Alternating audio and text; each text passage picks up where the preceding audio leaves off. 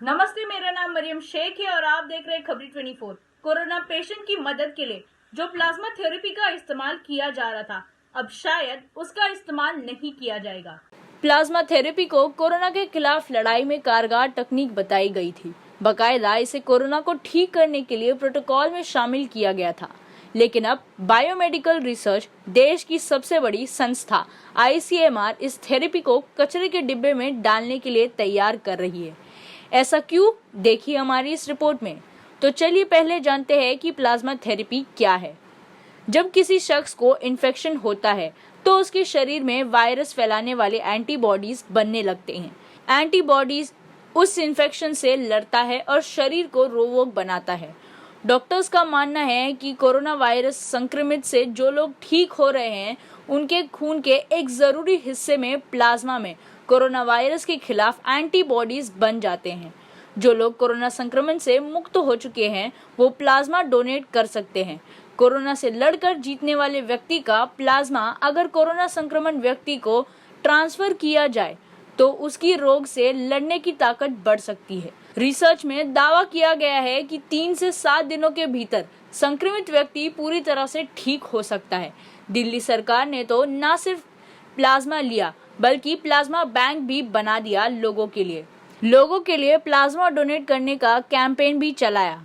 जब plasma treatment आया तो उसे कोरोना का जादुई इलाज कहा गया।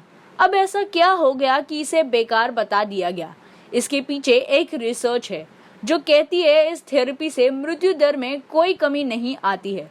मेडिकल रिसर्च की संस्था ICMR Indian council of medical council के डायरेक्टर बलराम भार्गव ने कहा कि कोरोना के इलाज की गाइडलाइंस में से प्लाज्मा थेरेपी को हटाए जाने को लेकर विवाद चल रहा है। ये काम कोविड-19 के लिए यानी ICMR की नेशनल टास्क फोर्स कर रही है। हमने प्लाज्मा थेरेपी पर दुनिया का सबसे लंबा ट्रायल लिया है। ये ट्रायल 39 अस्पताल में से 464 पेशेंट पर किया गया है। इसके नतीजे को 350 लोगों ने लिखा। हम इसे जल्द ही सामने लाएंगे।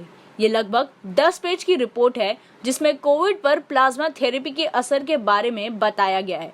ब्रिटिश मेडिकल जर्नल ने भी इस तरह के प्रमाण दिए हैं कि इस रिसर्च के बाद माना जा रहा है कि ICMR प्लाज्मा थेरेपी का इस्तेमाल बंद करने का राय दे रही है। दिल्ली सरकार इसका विरोध कर रही है। ICMR के जनरल बलराम भार्गवा ने प्लाज्मा थेरेपी को नेशनल कोविड-19 क्लिनिकल मैनेजमेंट प्रोटोकॉल से हटाने की बात पर दिल्ली सरकार मुकर गई। खासकर दिल्ली की हेल्थ मिनिस्टर सत्येंद्र जैन इस थेरेपी की वकालत कर रहे हैं। बता दें कि सत्येंद्र जैन की कोरोना पॉजिटिव होने के बाद काफी तबीयत खराब हो गई थी।